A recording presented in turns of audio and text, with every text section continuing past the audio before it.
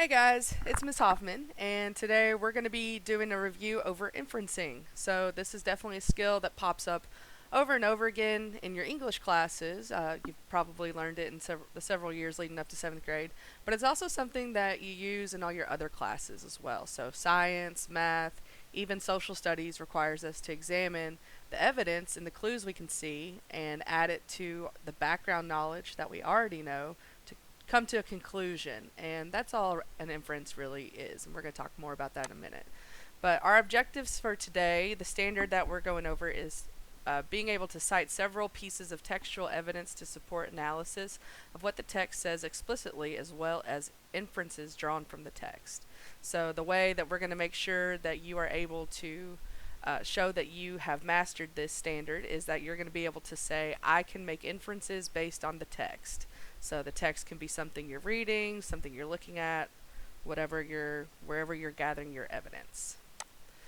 So remember, inferencing is a conclusion reached on the basis of evidence and reasoning. So sometimes it's easier for you all to see like a formula. It's easier for some of us to understand things when we see it written out in a formula.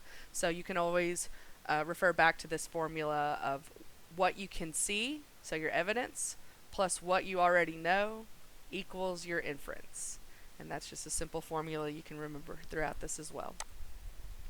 But we're also going to activate our prior knowledge. So remember at the beginning of the year, we did a investigate Miss Hoffman lesson. So you all did this exercise and you looked all around my room at different pictures I had on the wall, different things and all the things that I keep in my classroom, and you looked at and you took that evidence and you added it to the background knowledge that you already have about the world around you, and you all made some inferences about me.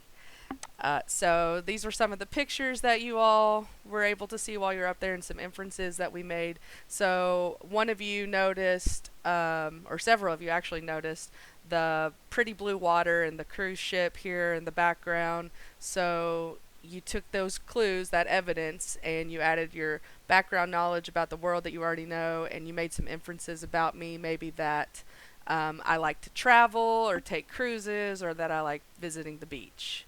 This middle picture, one of you noticed that I was in a blue TARDIS, a police box at Comic-Con. You all had been to Comic-Con, you recognize that.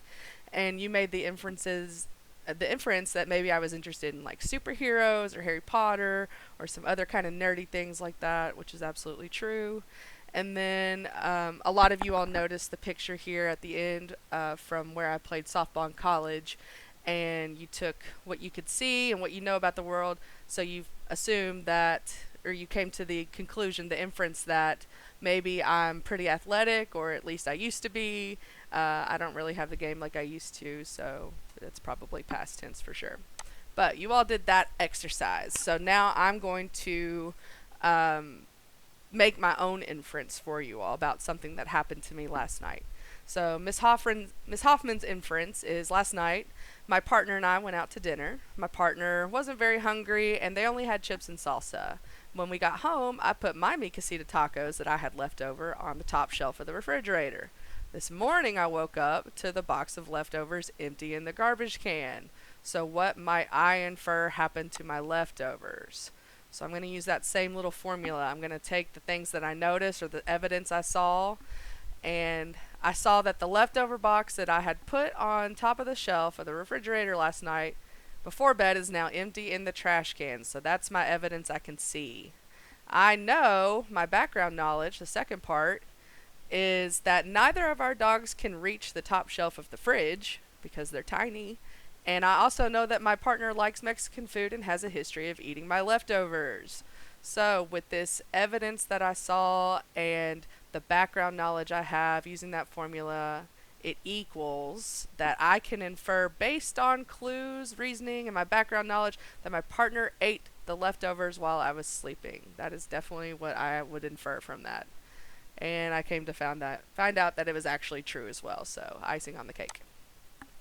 Okay, so your next part. You've seen me make my own inference. We kind of remember a little bit about the inferencing that we've done before.